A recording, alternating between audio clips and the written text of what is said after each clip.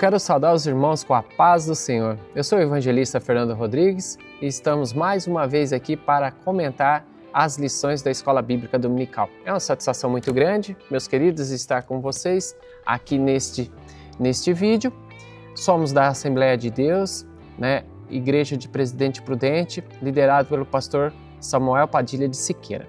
E nesta feita nós vamos falar sobre a lição número 5. Ela tem o título A Verdade que Liberta. O texto áureo está ancorado naquilo que está em João 8,32. E conhecereis a verdade, e a verdade vos libertará. A nossa verdade prática para essa lição, ela está tida em que o verbo divino representa a verdade que se manifesta na história para libertar o pecador. Bom, meus queridos, reforçamos, compartilhe esse vídeo, dê o seu like, clique lá no sininho, ative as notificações, envie para um amigo, para um parente, nos ajuda a propagar a palavra de Deus. Voltando à nossa lição, esta tem os objetivos em, primeiro, explicar a verdade em Jesus desde a sua saída da Galileia para Jerusalém. Segundo, descrever Jesus como a verdade diante dos fariseus. E terceiro, pensar em Jesus como a verdade que liberta o pecador. A nossa introdução dessa lição representa que Jesus é a própria verdade. Por isso que ele diz, eu sou a verdade, o caminho e a vida. A introdução dessa lição ela está embasada naquilo que Jesus mesmo especifica, que ele é a verdade, o caminho e a vida. A lição apresenta Jesus como a verdade que traz liberdade, aquela que regenera o pecador, que demonstra ao pecador redenção e que o justifica dos seus pecados. Olá, queridos, paz do Senhor Jesus, que alegria estar com você de volta aqui no canal AD Prudente Oficial, canal da família, canal da Igreja Evangélica Assembleia de Deus em Presidente Prudente. Como já antecedido pelo pastor Fernando Rodrigues, eu quero, em nome do nosso presidente, manifestar alegria em recebê-los aqui, ainda que de maneira virtual, a fim de que a gente construa muito superficialmente alegações a respeito das nossas lições, preciosas lições a propósito da Escola Bíblica Dominical. Nessa altura, nós estudaremos a lição de número 5, como já colocado, falando sobre a verdade que liberta. A introdução, por sua vez, pastor Elienay destaca que o Senhor Jesus simboliza a verdade que é apresentada no Evangelho de João. Portanto, fica claro a partir dessa afirmação que em todos os contextos joaninos, evangelísticos, e não só do ponto de vista joanino, mas assim como também dos demais autores do Evangelho, a ideia que está por trás da concepção da verdade é o Cristo. Ele diz, eu sou não um caminho, mas o caminho. Eu sou não uma verdade, mas a verdade. O primeiro tópico fala sobre Jesus, a verdade em Jerusalém. Primeiro assunto dentro desse tópico importante fala sobre a Galileia até Jerusalém, ou da Galileia para Jerusalém. Capítulo 7, em questão, revela que Jesus estava na Galileia e se dirigia a Jerusalém, uma vez que os judeus planejavam, arquitetavam matá-lo. Apesar dos conselhos dos seus irmãos, a fim de que subisse a Jerusalém, Jesus tinha consciência de que não era sob a influência deles que ele iria à cidade santa. De maneira que, ao prosseguirmos com a concepção inserida na altura desse capítulo, e aí já nas alturas dos versos 10 ao 14, ao afirmar que o seu tempo, abre aspas, ainda não havia chegado, Jesus se referia ao momento que se entregaria aos seus inimigos e seria crucificado. Isto é, para o Senhor Jesus era muito claro o projeto pelo qual ele encarnou. Jesus não tinha quaisquer interesses humanos de fazer uso de expedientes políticos, religiosos, de se tornar a figura central do sinédrio, de ocupar os lugares sacerdotais, de tomar frente do segmento litúrgico do templo. Jesus não tinha interesses de tomar conta de toda a Judéia ou da Galileia ou de qualquer outra região em Israel. Jesus não tinha interesses em se tornar um porta-voz romano. Os interesses de Jesus não estavam inclusos dentro de propostas humanas tais como essas. O interesse de Jesus não era um interesse religioso propriamente dito do ponto de vista ativista. O ponto de vista de Jesus e a sua principal ideologia, a sua principal ideia era massificar uma nova proposta. Ele veio para cumprir um projeto. Promessas haviam sido feitas, elas diziam respeito a si, e ele tornou elas concretas. A sua ideia, a sua ideologia, a sua proposta, o seu programa foi tão distinto e tão impactante que até os discípulos não o compreendiam, porque esperavam que ele pudesse agora se tornar um grande líder político. Mas na realidade Jesus tinha muito bem definido para que veio, ao ponto de que até a respeito da sua morte, do processo de crucificação e ressurreição, ele já tinha isso muito bem esclarecido. O item 2, queridos, fala sobre a verdade na festa dos tabernáculos, de maneira que dos versos 10 ao de número 13, Jesus evitou o assédio do povo, até que durante a festa subiu ao templo e começou a ensinar.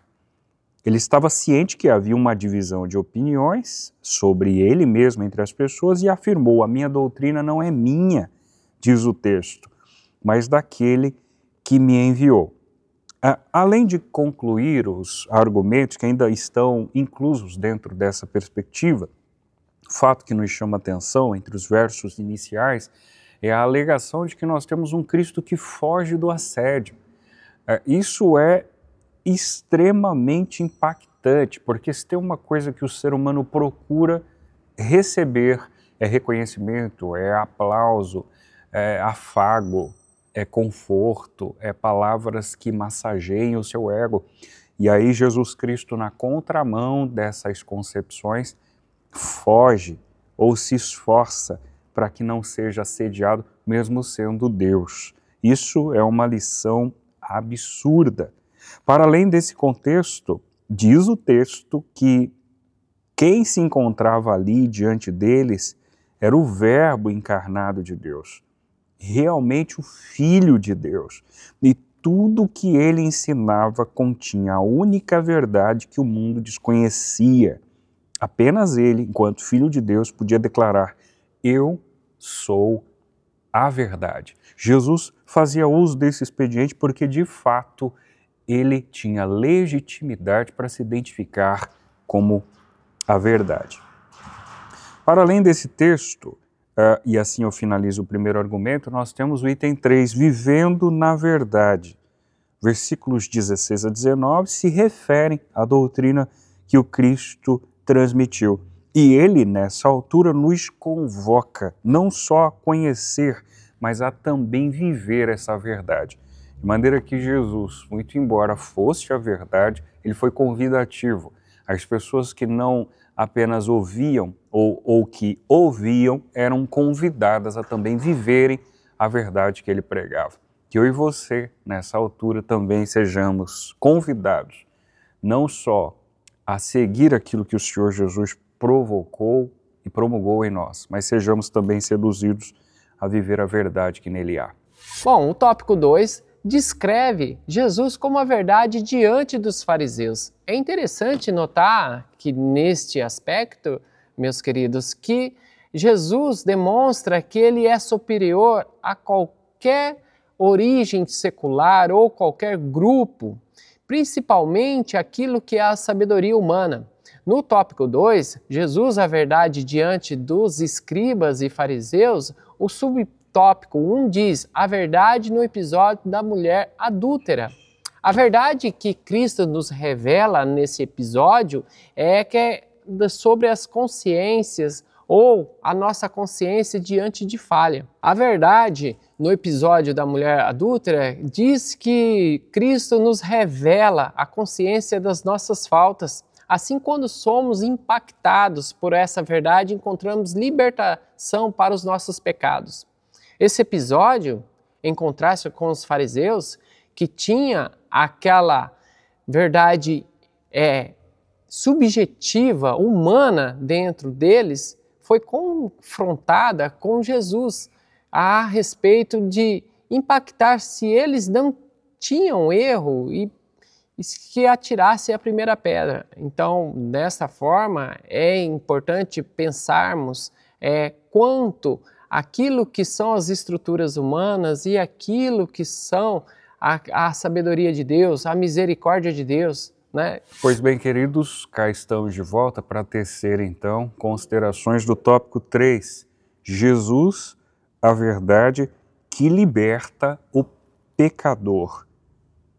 Capítulo de número 8, que vai ser a base do primeiro item que fala sobre a verdade que liberta, registra com exatidão entre os versos 31 a 38 o relacionamento, a passagem, o contato, a empatia que Jesus se manifestou para com uma mulher que o texto identifica como mulher adúltera. E saberemos então que se trata de uma mulher chamada Maria Madalena. Na altura desse capítulo e entre os versos que fiz menção, para além de todos os pormenores que neles existem, nós podemos exaurir uma informação preponderante. Essa senhora estava sendo acusada legitimamente de um ato pecaminoso e estava prestes a ser apedrejada por aqueles homens que representavam a lei. Se o caso é legítimo, por que razão houve uma interferência? Porque Jesus foi o único ser que teve a capacidade de cumprir a lei ipsis literis, isso é, literalmente, de maneira que, apesar de cumpri-la, ele enxerga a misericórdia ao ponto de estender a mão àquela senhora e, muito embora não faça uma defesa plena a ela, ele olha para os acusadores e diz: se alguém entre vós não tiver pecado, atirem a primeira pedra.